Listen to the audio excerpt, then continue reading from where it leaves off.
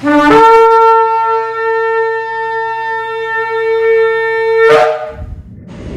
Shalom, está la congregación Beit Tefilá desde el sector Candelaria en Arecibo, dándole toda honra a nuestro Abba Kadosh. Esta que le habla es la Roa y la doctora Maritza Rivera, en una parashá más, en un estudio más de las Escrituras, y hoy nos toca la parashá número 2, la parashá de Noah. Y esta parashá comienza en el libro de Bereshit, Génesis, desde el capítulo 6, 9 al capítulo 11, 32. Y un buen significado de Noah, de su nombre, sería descanso o consuelo. Hacemos una introducción para luego discutir qué es lo que trae esta parashá. Esta es una parashá extensa, tiene muchas cosas de qué hablar, pero vamos a escoger lo más importante de lo que habla estos capítulos. Son 5 capítulos, casi 6. Yahweh manda a Noah, la única persona justa en un mundo consumido por la violencia y la corrupción, a construir una teivá. Una teivá es un arca recubierta de brea en su interior y su exterior, y un gran diluvio, en hebreo es Mabul, dice Elohim, que eliminará toda la vida de la faz de la tierra, pero el arca va a flotar en el agua, resguardando a Noah y a su familia junto a 2 miembros. ¿Cuáles miembros? El macho y hembra de cada especie de animal. La lluvia iba a caer por 40 días y 40 noches, y las aguas fluyen por 150 días más antes de comenzar a retroceder. El arca se reposa sobre el monte Ararat, y desde su ventana Noah envía un cuervo y luego una serie de palomas para ver si las aguas se fueron de la faz de la tierra. Cuando la tierra se secó completamente, exactamente un año solar, 365 días, luego del comienzo del diluvio, Yahweh manda a Noah a salir de la teivá, del arca, y a repopular la tierra. Noah construye un altar, ofrece sacrificios a Abba. Yahweh jura nunca más destruir toda la humanidad por causa de sus acciones, y establece el arco como testimonio de su nuevo pacto con el hombre. Y Yahweh instruye a Noah sobre la kadushá, la santidad de la vida, sobre el asesinato, que es un crimen de pena capital. Y si bien el hombre tiene permitido comer carne de animales, tiene prohibido comer carne o beber sangre tomadas de un animal vivo. Noah planta un viñedo y se embriaga con su producto. 2 de sus hijos, Shem y Afet, son bendecidos por cubrir la desnudez de su padre, mientras que su tercer hijo, Ham, es maldecido por sacar ventaja de su desgracia. Los descendientes de Noah quedan como un solo pueblo, con un lenguaje y una cultura comunes por 10 generaciones. Luego desafían a su creador al construir una gran torre que simboliza su invencibilidad. Y Yahweh confunde su lenguaje de manera que uno no comprende la lengua del otro, causando que abandonen su proyecto y se dispersen por la tierra, separándose en 70 naciones. La sección de Noah concluye con la cronología de las 10 generaciones de Noah hasta Abraham. Luego Abraham y sus viajes desde su lugar de nacimiento en Ur-Kasdim a Harán, en camino hacia la tierra de Canaán. Prácticamente esto es un resumen de estos 5 capítulos, ¿verdad? De lo que está hablando en este shiur, en esta parashá número 2. Comenzamos con el capítulo 6, el versículo 9 dice: y estas son las generaciones de Noah. Noah era un hombre justo, perfecto entre sus contemporáneos, y Noah andaba con Elohim. Hombre justo, íntegro, que había sido en sus generaciones. ¿Justo en qué? En sus acciones, e íntegro en sus caminos. Lo que quiere decir que la conducta del ser humano es producto de una actitud frente a la vida. Y si esta actitud es íntegra y de integridad, la integridad va a florecer ¿en qué? En justicia hacia el prójimo. Si no fuera así, entonces nuestras acciones, aún las buenas, se convertirían en lo que el profeta ha denominado mero precepto de hombres enseñados, según Isaías, Yeshayá, capítulo 29 y versículo 13. Cuando dice en sus generaciones, llama la atención, ¿verdad?, la forma plural de sus generaciones. Y esto puede deberse al hecho de que él ha vivido en años anteriores al diluvio, así como en años posteriores al mismo. Abarbanel ve en esta forma plural el hecho de que Noah era consecuente con sus actitudes y acciones durante todos los años de su larga vida, sin contradecirse en las distintas etapas que había compuesto. Cuando dice con Elohim se encaminó Noah o con Elohim andaba, se encaminó ¿en dónde? En sus sendas. ¿Haciendo qué? Haciendo el bien a su prójimo y llamando la atención de sus contemporáneos. O sea que este es un concepto básico en el judaísmo bíblico y postbíblico, que no se puede hallar gracia ante los ojos de Elohim si nuestras acciones no tienen un eco en nuestro prójimo. Usted puede hablar y usted puede decir todo lo que usted quiera, puede mostrarse de cualquier forma en su forma de hablar, pero lo que van a hablar de usted son sus hechos, sus actos, su comportamiento. Porque de hablar todo el mundo puede hablar y puede usted ser elocuente, pero ¿qué pasa? Si usted en su forma de usted moverse, en su forma de usted caminar, en su forma de usted accionar, en sus acciones, o sea, no es lo que usted habla, lo que usted dice por su boca, pues entonces no hay algo que no está macheando, hay algo que no está de acuerdo. Pero ¿qué pasa? Noah era un hombre que encaminado en las sendas de justicia. Entonces, la evasión buscando refugio en Abba solo nos deja que nos aleja de él. Si nosotros no queremos buscar y estar haciendo lo que Abba nos envía a nosotros a hacer, nos vamos a alejar de él. Entonces, de esto aprendemos que Noah estaba interesado en vivir de forma práctica los mandamientos que Abba había revelado a Adán para los seres humanos. Hay un camino recto para el hombre establecido en el momento desde su creación. Noah andaba en ese camino y por eso fue llamado Sadik y Tamim, o sea, justo e íntegro. Por tanto, Noah se esforzaba para poder agradar a Yahweh y hacer las cosas bien ante él, y lo logró. También aprendemos que el camino con Yahweh requiere una disciplina personal. Cuando usted hace un compromiso y usted le dice a Abba, yo voy a seguir tu camino, yo voy a seguir tu caminar, yo me voy a dejar dirigir por ti, yo me voy a dejar guiar por ti, yo me voy a dejar que seas tú el que me mueva. Pero entonces una cosa es lo que tú hablas con tu boca, pero entonces llega la dejadez, llega el desánimo, llega el desaliento, el afán te arropa y tú, no, sí, yo un día dije. Por eso dice, ¿verdad? Que usted lo que salga por su boca, vuestro sí sea sí y vuestro no sea no. Y sabemos que estamos en este tiempo, como dice la Escritura, como en los tiempos de Noah, estamos viviendo unos tiempos difíciles, estamos viviendo unos tiempos donde el ser humano se ha corrompido. No solamente en esa época, en ese tiempo, ha habido muchos años donde el ser humano viene que cada vez que corrompiéndose más y más. Por eso la Torah dice que en estos tiempos a lo bueno llamarán malo y a lo malo llamarán bueno. ¿Por qué? Porque no va a haber ningún tipo de reconocimiento. Si esto está bueno o está mal, yo lo sigo haciendo como yo quiera. Porque el ser humano está hoy en día estableciendo, yo hago lo que yo quiera. A mí nadie me tiene que decir lo que yo tengo que hacer. Qué terrible cuando una persona se expresa así, yo hago lo que a mí me dé la gana. En un momento dado también el Hasatán dijo, yo hago lo que a mí me dé la gana. ¿Y dónde está él ahora? Buscando a quien devorar para que haga lo mismo que él hizo, para que haga lo que a él le dé la gana. Continúa en el capítulo 6, versículos 2 al 13, dice, pues pervirtió toda criatura su senda sobre la tierra.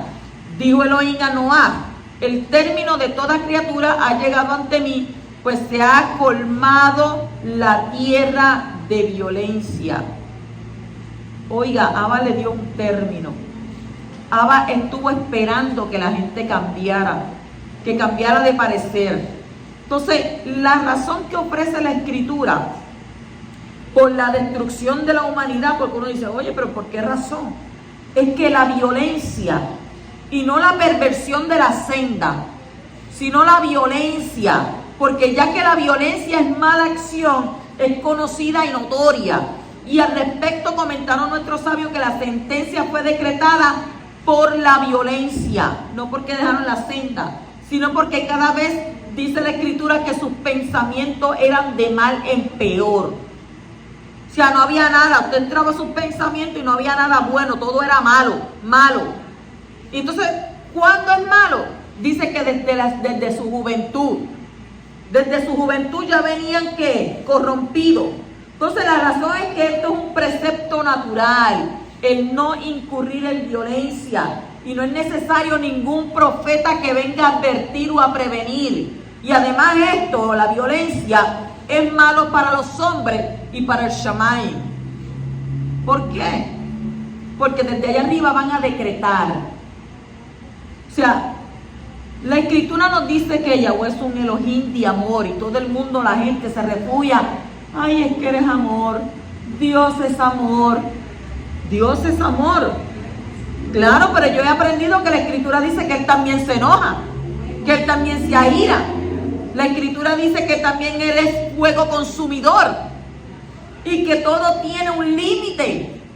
Ah, no, pero que el amor de Abba, como es desde la tierra hasta los Shamayim, hasta los cielos, y es infinito su amor, es infinita su misericordia. Por eso el libro de Eclesiástico dice que no confíes en su perdón, porque va a llegar un momento en que Él te va a llamar a cuentas. Y en ese momento, cuando Él te llame a cuentas, ten cuidado que el aliento de vida que está en ti, Él venga y lo quite cuando te llame a cuenta. Así que tenemos que ¿qué? Advertirnos nosotros mismos qué estamos haciendo.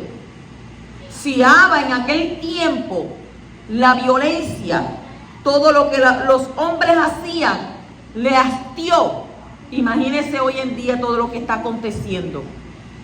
Capítulo 6, versículo 12 continúa, dice, pues pervirtió toda criatura su senda sobre la tierra. En modo alguno la Torah piensa que el hombre es perverso, pero reconoce que tiene, ¿verdad?, la capacidad de pervertir su senda, de hacerse pasible de penas y calamidades. Pero el reverso de esta moneda es que no hay sus hijos serán salvados del diluvio, del Mabul, por no haber seguido ellos mismos esa senda de perversión. Tú puedes vivir en este mundo y sabemos que está pervertido, pero tú no tienes que hacer lo que hace tu prójimo. Tú no tienes que decir lo que dice tu prójimo. Si aquel dice, ay no, pues es que yo entiendo que algo pasó en mí, ya yo no soy la misma persona, y tú tienes que decir, ay, yo también entiendo lo mismo. Tú tienes que tener criterio propio.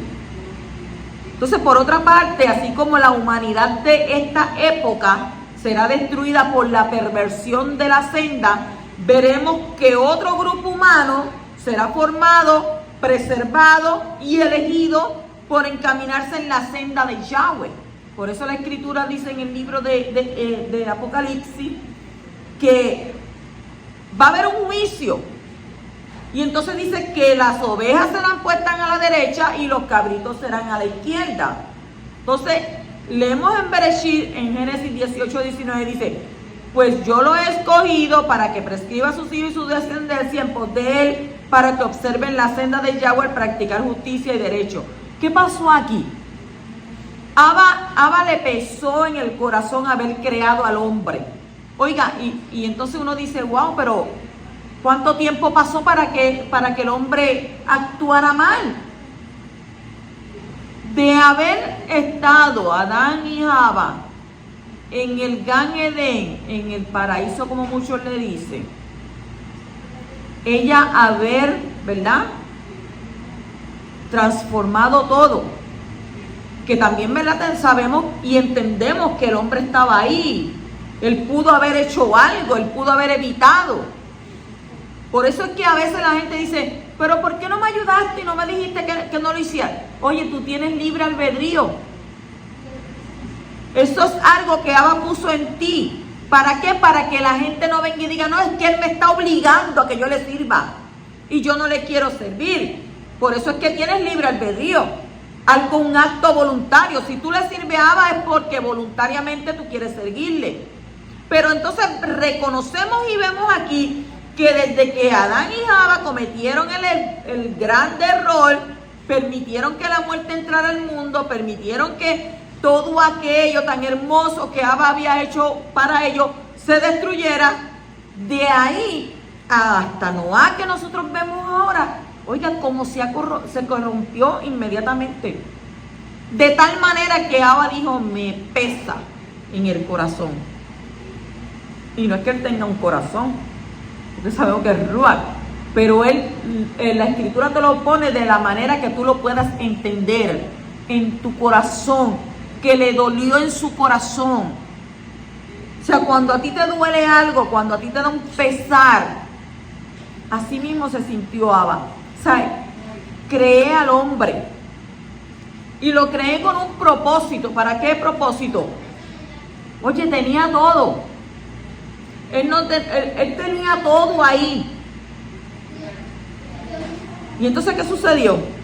Renunciaron ¿a qué? A todo ese bienestar que Abba había puesto en sus manos. Por una duda. Porque quisieron ser como el mismo creador. Y nos enseña la escritura que aquel que quiere compararse o creerse ser como el creador, ¿qué es lo que sucede?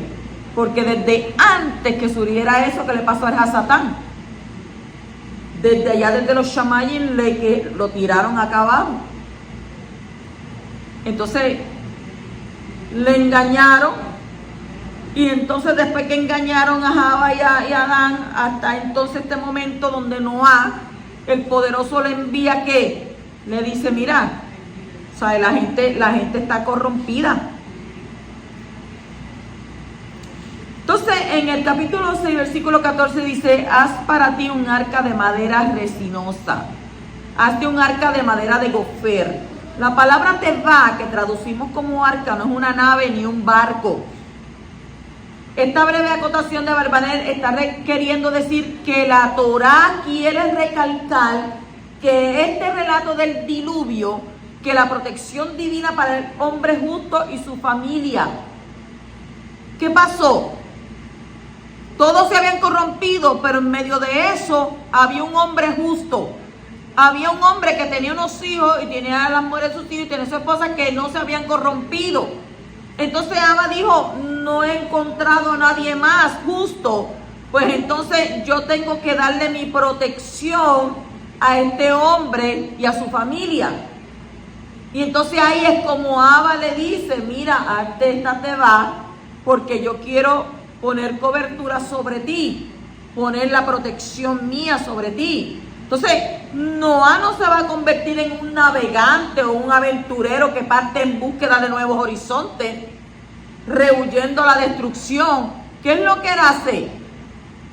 Él sabe que el mandato divino para él era la construcción de un hogar que lo protegiera durante la destrucción. ¿Cuándo? En este caso, ¿verdad? Del diluvio.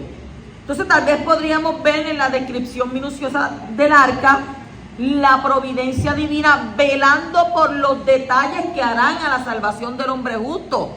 Porque Abba no le dijo, no, mira, pues mira, hazte ahí una teva, hazte un arca y pues hazla como tú quieras. No. Entonces llama la atención que la palabra, ¿verdad? Teva aparece en el Tanaj solamente en 2 oportunidades. Una en el relato del diluvio varias veces y en el segundo lugar en la azarosa salvación de Moshe, escapando ¿qué? A la tiranía despótica del faraón que decidió arrojar a las aguas del Nilo a todo niño recién nacido. ¿No pasó lo mismo? La calafateó. Entonces, ¿qué hace Abba?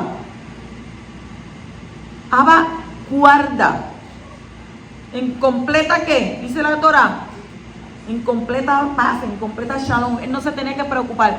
Tú simplemente sigue estas instrucciones que yo te estoy dando, porque va a llover, va a haber agua. Y usted sabe lo que pasa. La gente no creía. La gente no creía en eso. Entonces nosotros podemos ver cómo Abba guardó ahí a Moshe, guardó a Noah, y en ambos casos ¿qué? Es la protección de Yahweh ante las aguas destructoras. Y entonces cabe recalcar que en ambos casos la Tebá, el arca, aseguró la continuidad de la humanidad y de Israel a través de Moshe, su conductor, portador de la palabra de Yahweh. Mire qué difícil era para la gente creer que venía un diluvio. Un Mabur en aquel tiempo cuando estuvo Noah predicando por 120 años, diciéndole a la gente va a venir un diluvio. ¿Sabe por qué? Porque no llovía. No llovía. Dice que solamente salía el rocío. ¿Usted sabe lo que es rocío? De la tierra. No de los shamayim, no del raquía, no del cielo. Raquía, el cielo, el primer cielo. No era de ahí. Dice que había de la tierra. Por tanto la gente decía, este está loco. Y le hicieron bullying, que eso es una cosa terrible. Ah, no, este está loco, mira. Y que va a haber un diluvio, y que va a haber lluvia, y que... Pero ¿y de dónde él saca eso? Si nunca hemos visto que caiga ni siquiera una gota. Pero lo que pasa es que Abba siempre tiene un plan perfecto. Y lo que es imposible para nosotros es posible para nuestro Abba Kadosh. Y lo que nosotros no creemos con nuestro pensamiento finito, en el pensamiento infinito de Él, es posible. Y eso era lo que estaba pasando con esta gente. Ellos no estaban creyendo. Este lo que está hablando lo perdimos. Perdimos a Noah. Y va en donde el otro. ¿Tú viste lo que está haciendo Noah? Mira, está loco haciendo, mire. Es como si usted va ahora y usted viene y dice, no, va a venir un huracán categoría 5 o 6. Como cuando estaban diciendo la de categoría, ¿verdad? De María en el 2017. Viene un huracán categoría 5 y la gente feliz de la vida para aquí y para allá. Claro, yo como mujer, ¿verdad? Yo siempre... Dice las cosas, pues yo veía ese monstruo que se estaba acercando a la isla de Puerto Rico. Y yo dije, no, yo me tengo que preparar. Con todo. Pero la gente no lo creyó. Hasta que vino. Cuando vino la gente no estaba sufriendo porque le llevaron el techo, se le dañó esto, se le llevó... No, estaban sufriendo porque Puerto Rico quedó completamente incomunicado. Se cayeron las torres, se cayó todo, no había comunicación. Usted veía a la gente trepado allá en el expreso con el teléfono por allá arriba buscando señal. ¿Señal de qué? Si cogió a Puerto Rico y lo embarató. Pero qué rápido olvida a la gente. Qué rápido se olvida a la gente. O sea que el poderoso nos da señales, nos habla, envía profeta. ¿Y qué hace la gente? Entró por aquí, salió por acá. Oídos sordos. En el capítulo 6, versículo 17 dice, en cuanto a mí, heme aquí que voy a traer el diluvio, agua sobre la tierra. A ver, van a recalcar que el diluvio no es un fenómeno natural de momento, ¿verdad? Que está escrito, en cuanto a mí, heme aquí que voy a traer. Obviar esta afirmación sería contradecir el contexto general de este relato en su espíritu y su letra, ya que el diluvio vendrá como respuesta de Yahweh a la magnitud de la perversión del hombre.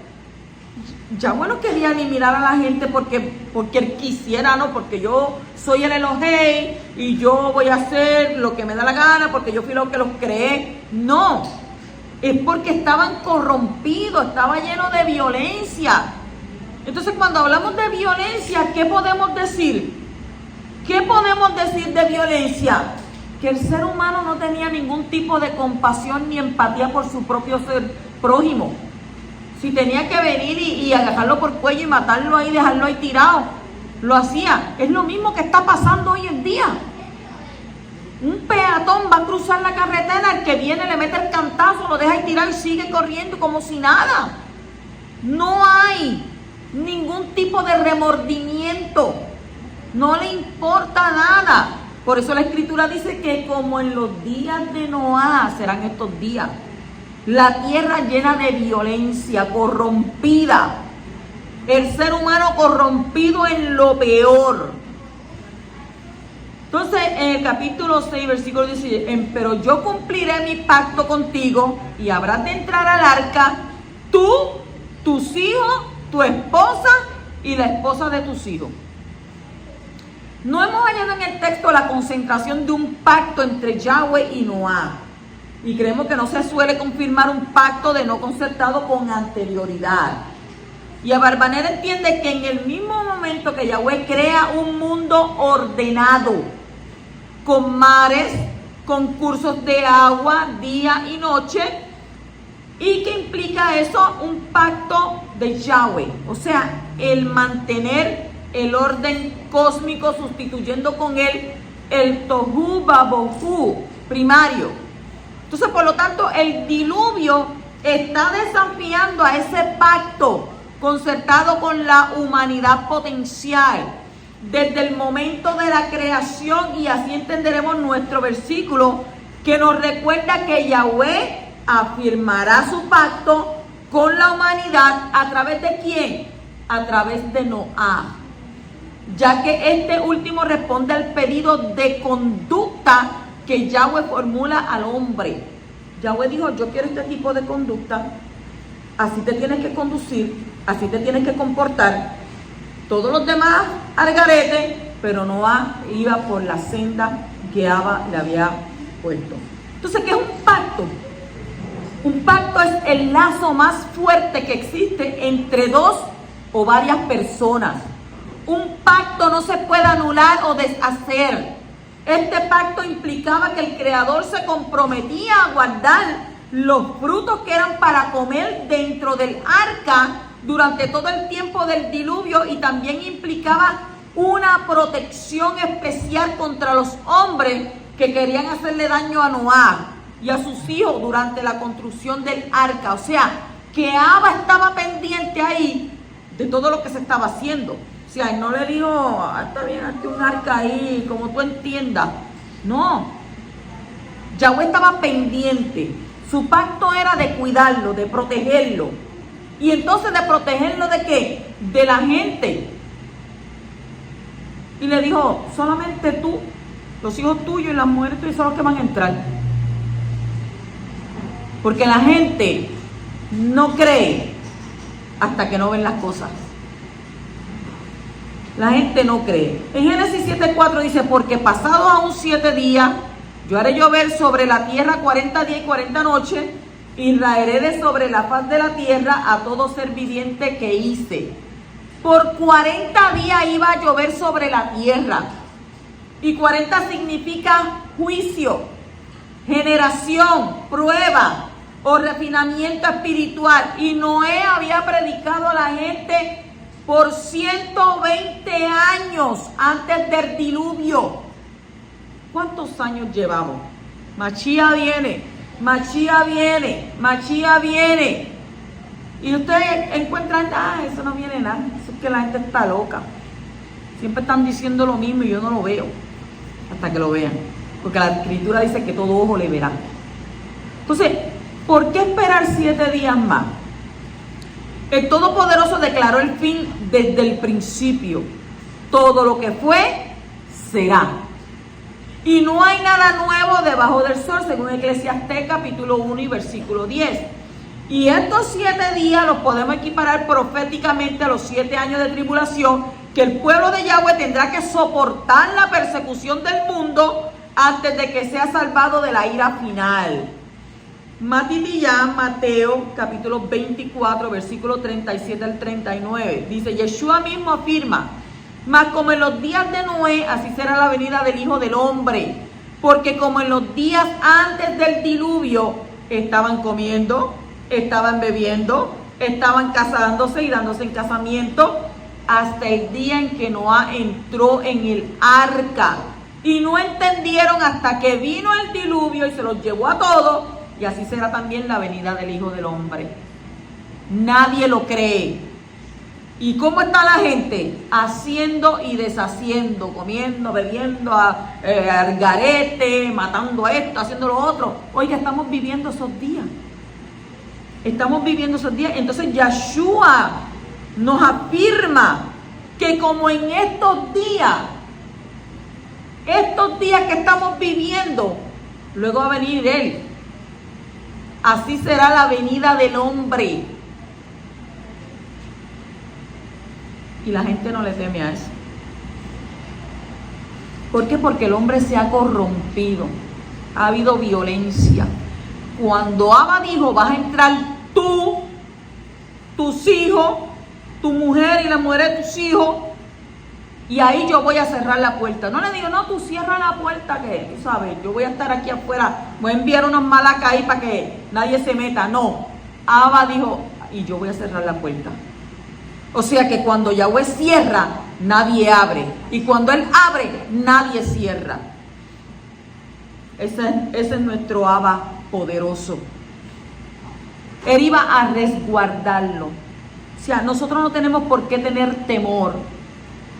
Dice, van a haber rumores de guerra, van a haber guerra, pero con todo y eso, el que habita bajo su abrigo va a morar bajo la sombra del Omnipotente. Él nos va a guardar. Su protección divina, su cobertura, no tenemos por qué temer. Por eso dice, no temas a los que matan el cuerpo. Ay no, porque es que vienen y me hacen esto y aquello y yo no voy a salir, y crean una fobia. Y en esa fobia te encierras y te quitas tu propia libertad. Y tú viniste para ser libre, libre en el poderoso. El capítulo 7 y versículo 11 dice, las aguas. Aquel día fueron rotas todas las fuentes del gran abismo, y las cataratas de los Shamayim fueron abiertas. Si regresamos a Bereshit 1, a Génesis 1, en el segundo día de la creación, vamos a tener una mejor comprensión de cómo fue el diluvio. Siempre pensamos, ¿verdad?, en un aguacero constante y muy fuerte, pero la palabra nos habla del retorno a las condiciones primarias de la creación. O sea que la tierra fue inundada por las aguas del abismo y las aguas del cielo. Y es por esta razón que la altura de las aguas alcanzó dimensiones insospechadas, 15 codos por encima del monte más alto. Entonces vemos que Yahweh tenía primero que sanar la tierra para comenzar un proceso de restauración del hombre en la tierra.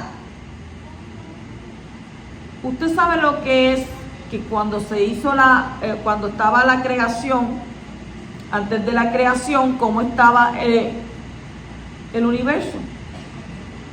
Dice que estaba desordenado. Y Él tuvo que poner las aguas de la atmósfera, las aguas de abajo, ponerlas en el abismo. Y eso fue lo que Él abrió. O sea, la tierra volvió a estar en el mismo estado del principio. Porque eso que Él había puesto en seguro, Él lo abrió. Y ahí fue que todo ser tuvo que morir, todo lo que respire. ¿Quién no murió? ¿Quién no murió? ¿Ah? Los que estaban en el arca y los peces, porque los peces son del agua. Ellos no murieron. Entonces, en ese proceso, ¿dónde estaba el Mashiach? Primera de Pedro, capítulo 3, versículos 20-21 dice: los que en otro tiempo desobedecieron cuando una vez esperaba la paciencia de Elohim en los días de Noé, mientras se preparaba el arca, en la cual pocas personas, es decir, 8, fueron salvadas por agua, el Tevilá, otros le dirían el bautismo, que corresponde a esto ahora, nos salva, no quitando las inmundicias de la carne, sino como la aspiración de una buena conciencia hacia Elohim, por la resurrección de Yeshua, quien habiendo subido al Shamayim, está a la diestra de Yahweh, y a Él están sujetos ángeles, autoridades y potestades. O sea, Yeshua nos dio una clave para comprender los últimos tiempos, haciendo referencia a Noah. Pero del día y la hora nadie sabe, ni aun los malak de los Shamayim, sino solamente mi Padre. Mas como en los días de Noé, así será la venida del Hijo del Hombre.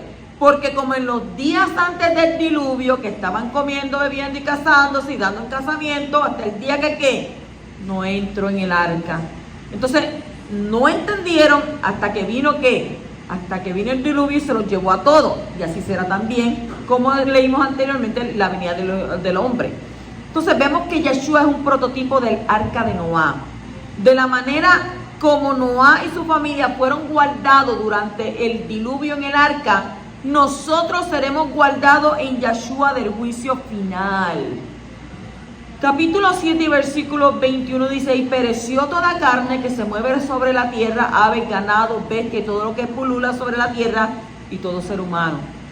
En esta sección vemos cómo se repite varias veces que toda carne, incluidos los hombres, murieron.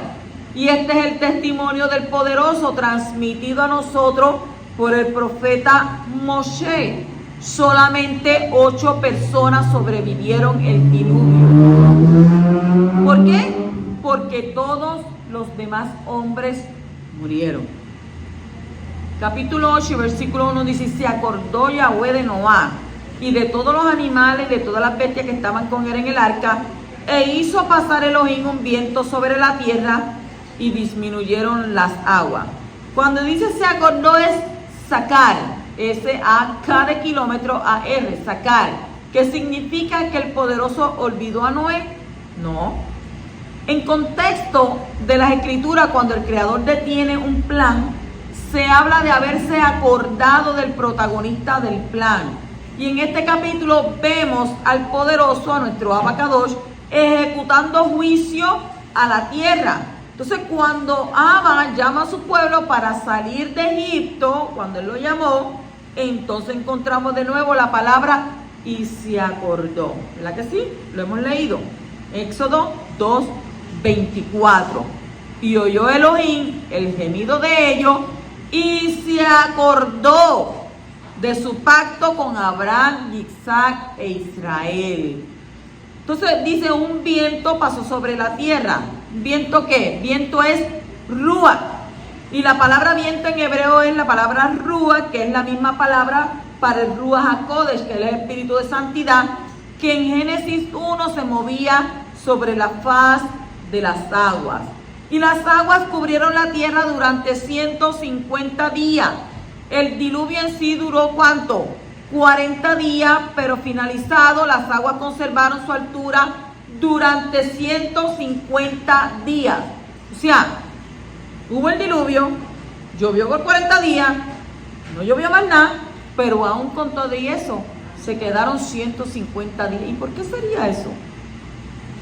Entonces, notamos aquí que, de acuerdo al verso 1 del capítulo 8, de nuevo fue el Ruach de Yahweh que se movió sobre las aguas. Su espíritu se movía sobre las aguas. Capítulo 8, versículo 5 dice: las aguas fueron decreciendo paulatinamente hasta el mes 10, y el día primero del mes 10 se vieron las cimas de los montes. Un poco después de Shavuot, Pentecostés, se vieron las cimas de los montes. El Midrash dice que los 2 montes que se vieron fueron Sinaí y Sión.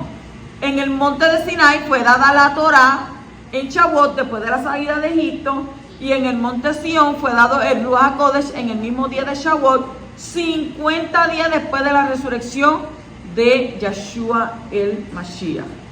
Capítulo 8, versículo 13 dice: y aconteció que en el año 601 de Noé, en el mes primero, el día primero del mes, se secaron las aguas sobre la tierra. Entonces Noé quitó la cubierta del arca y miró, y aquí que estaba seca la superficie de la tierra. Oiga, si dice que cuando vino el diluvio Noé tenía 600 años, aquí la Torá está diciendo que en el año 601 de Noé, un año.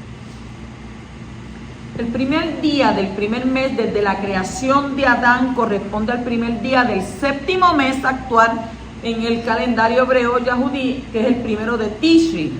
Y ese día coincide con una fiesta del poderoso, que es Yom Teruah, el día del toque de la alarma, y también llamada Rosh Hashanah. En ese mismo día se secaron las aguas sobre la tierra y Noé quitó la cubierta del arca. De la misma manera como la cubierta fue quitada del arca, en ese mismo día se abre una puerta en el Shamayim año tras año. ¿Para qué? Para que haya un tiempo de Hanán, de gracia especial, para arrepentimiento. ¿Entre qué? Entre Yom Teruah y Yom Kippur, el primer día hasta el 10º día del 7º mes. Y al final de Yom Kippur es cerrada esa puerta. Capítulo 8, versículo 20 dice: y edificó Noé un altar al Poderoso y tomó de todo animal limpio y de toda ave limpia y ofreció holocaustos en el altar. La palabra para altar es Mizbeach, que viene de la raíz Sabaj, Z-A-V-A-J, Sabaj, que significa sacrificar. Al ofrecer sacrificios de animales puros, Noé los elevó, es decir, anuló el denso materialismo representado por su carne y le permitió a la humanidad alimentarse con ello. Una vida entregada totalmente para cumplir los propósitos de Abba es como un sacrificio cuando sube como un olor fragante al Shamayim. Usted dice: yo quiero sacrificarme para Abba, yo quiero ser separado, yo quiero ser apartado, solamente para obedecerle a Él. Usted está haciendo entonces ¿qué? Un sacrificio, y un sacrificio con olor fragante delante de Abba. Capítulo 8, 21 dice: y el Poderoso percibió el aroma agradable, y dijo el Poderoso a su corazón: no volveré más a maldecir a la tierra debido al hombre, porque la inclinación del corazón del hombre es mala desde su juventud. Nunca más volveré a herir a todo viviente como acabo de hacerlo. O sea, Yahweh decretó la caída del diluvio porque sintió tristeza en su corazón debido al comportamiento de la humanidad. La frase Yahweh dijo a su corazón significa que Él estaba llevando ese decreto a su corazón. Que a partir de ese versículo también aprendemos que para superar la tristeza es necesario alegrar el corazón. La inclinación del corazón del hombre es mala desde su juventud. Las personas rectas controlan sus corazones, mientras que los malvados son controlados por sus corazones. ¿Ve? A la inversa. Entonces, para que la persona pueda controlar su corazón, el asiento de las emociones, debe unirlo a su intelecto. ¿Para qué? Para que sea este quien gobierne. Porque si usted no somete sus emociones y usted se deja ir por sus emociones, entonces usted va a estar ¿qué? Usted va a estar llegando a un nivel de malvado, porque no está respetando los mandamientos del Poderoso. Entonces, ¿qué pasó a partir de este diluvio? A partir del diluvio, todo el sistema ecológico de la tierra cambió. Algunos de los cambios fueron: número 1, los diferentes estratos geológicos fueron formados por la sedimentación en el fondo de las aguas. Número 2, los fósiles fueron hechos por la presión sobre los animales que quedaron enterrados vivos en el lodo en el fondo de los valles, y muchos de esos valles luego fueron levantados hasta las alturas, y así se encuentran muchos fósiles en las montañas. Número 3 dice que el agua que estaba encima de la atmósfera desapareció, lo cual produjo pérdida del efecto invernadero, que la vegetación ya no era la misma, y hoy mismo nosotros podemos ver que la vegetación ya no es la misma. ¿O es la misma? Ya no es igual. Los rayos radiactivos del espacio alcanzan los cuerpos vivos y reducen su resistencia. Los hombres mueren más jóvenes. Dígame usted si los hombres hoy en día no mueren más jóvenes. Antes la gente duraba a 100, 105, ¿verdad? 120, porque era lo que tenía. Pero la Escritura dice en el libro Salmo que los más robustos llegan hasta ¿dónde? Hasta los 80, 70, 80. Ya después de ahí, usted está viviendo en Hanán, en gracia. Cuando alguien me dice, tengo 85, tengo 88, yo digo, wow, este sí que está viviendo en gracia. Pero Hay gente que tiene esa edad, pero siempre están ¿qué? Me duele aquí, me duele allá, porque usted lleva, ese espíritu lleva esa vasija por 70 y pico de años, por 80 y pico de años. Usted no se ha puesto a analizar eso. Tantos años caminando en la tierra. ¿Qué has hecho? ¿Qué edad tienes ahora? 30, 40, 50. ¿Qué tú has hecho? Hoy en día yo puedo decir, el tiempo se está yendo rápido. Yo miro para el lado y ya el mes se fue. Miro para el lado y ya se fue el año. Estamos a final de octubre ya. Entonces, la disminución de la presión atmosférica, que es una condición diferente de vida, y cambio de lugar de la Tierra, los polos geográficos se movieron, lo cual produjo las 6 estaciones mencionadas anteriormente. Usted sabe que hace un tiempo atrás hubo un terremoto que dice que movió la Tierra a unos céntimos. Si usted nota, ¿verdad? Dice la Escritura que si no se acortaran estos días, nadie se salvaría. Vaya a ver usted si los días no se han acortado. Usted se acuesta e inmediatamente dice, ay, ya me acosté, y cuando viene y de momento despierta, ¿ya qué hora es? Ya son las 6, ya son las 7. Pues se me acabé de acostar ahora. Porque el tiempo está ¿qué?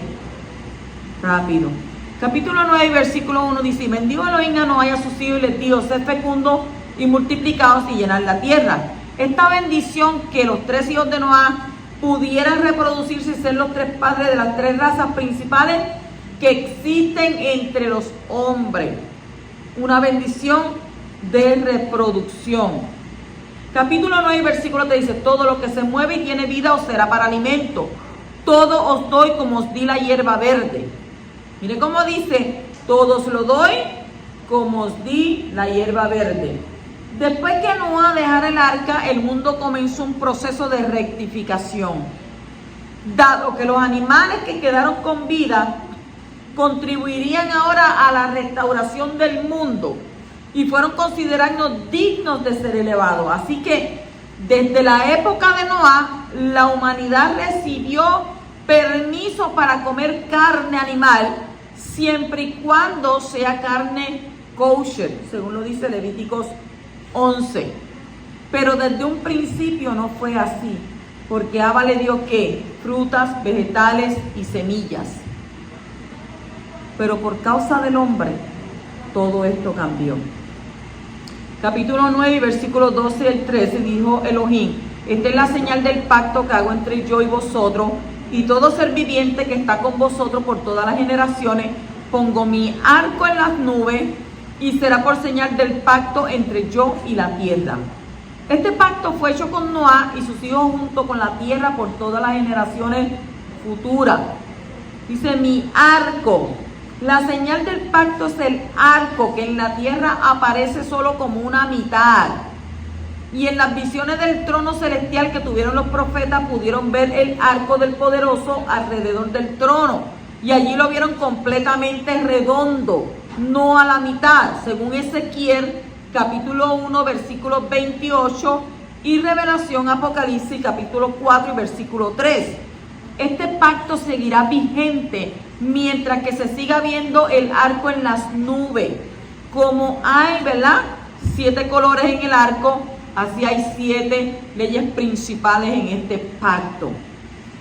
Capítulo 9, versículo 18 dice, y los hijos de Noé que salieron del arca fueron Shem, Ham y Efet, y Ham fue el padre de Canaán. Canaán fue el primer nieto de Noé.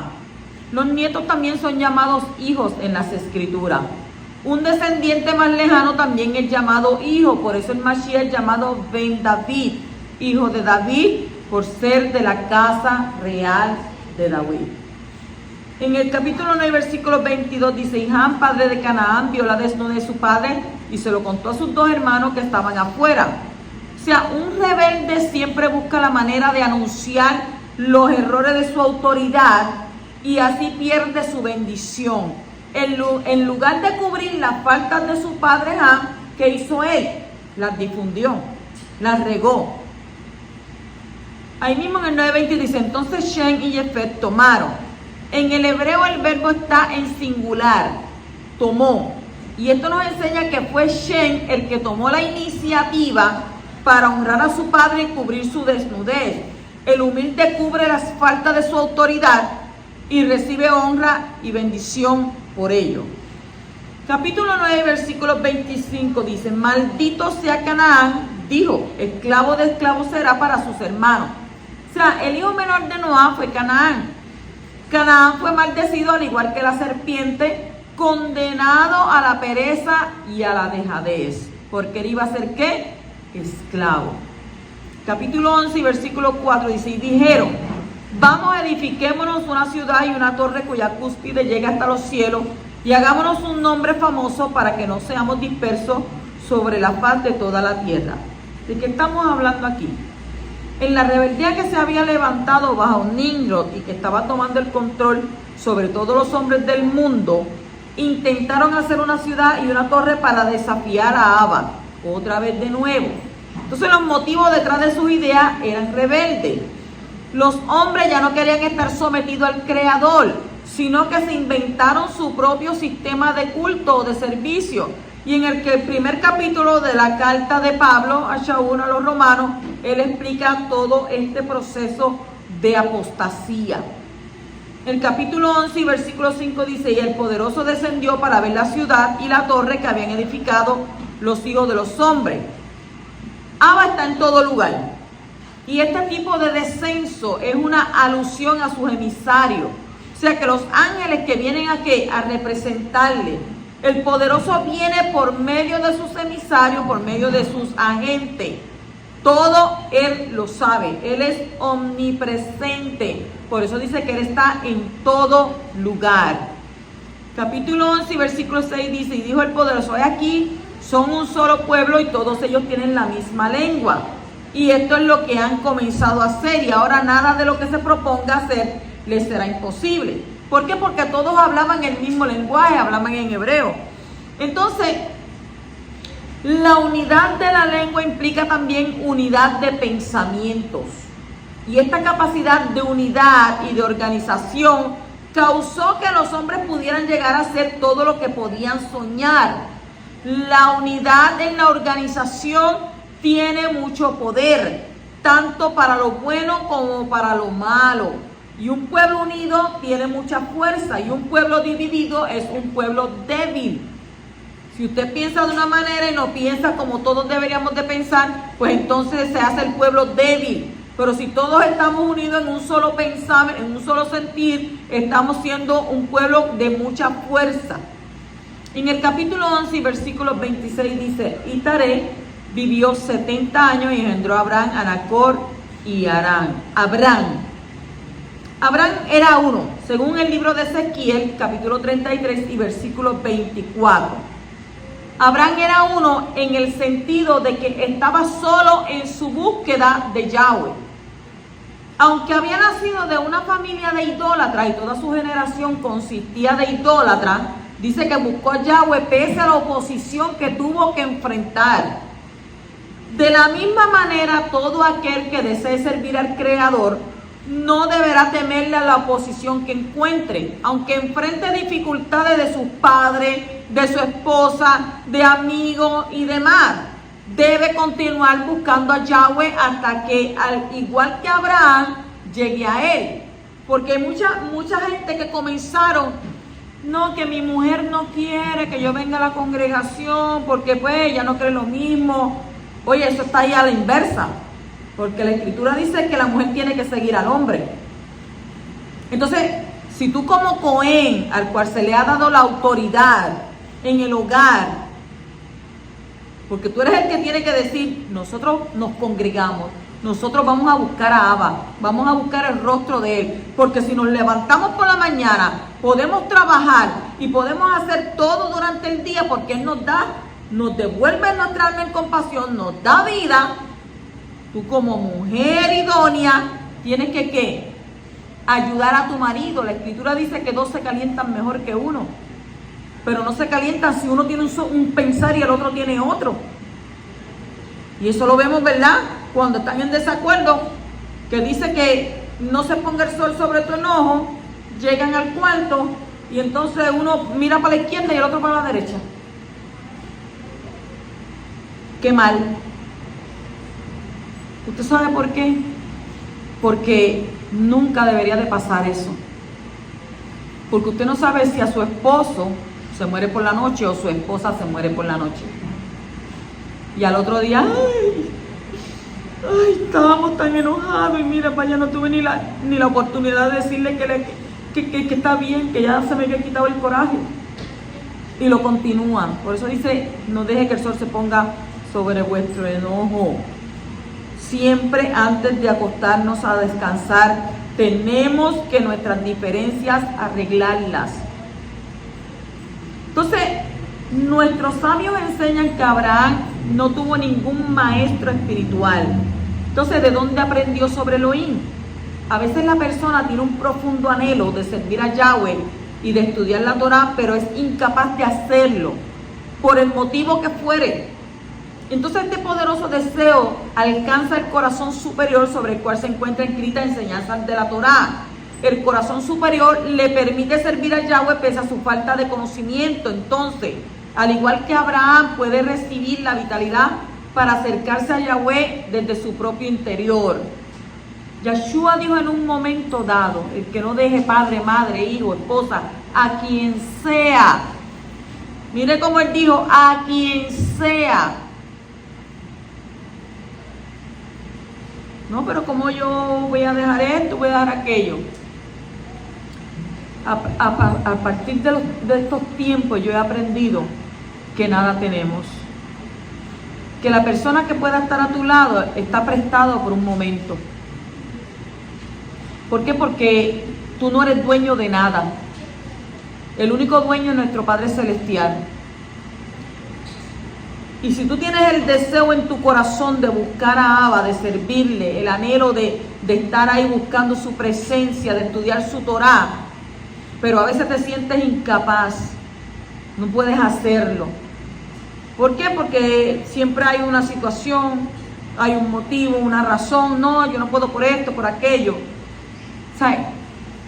Debe de haber en ti ese poderoso deseo y anhelo de alcanzar estar en la presencia de Abba Kadosh.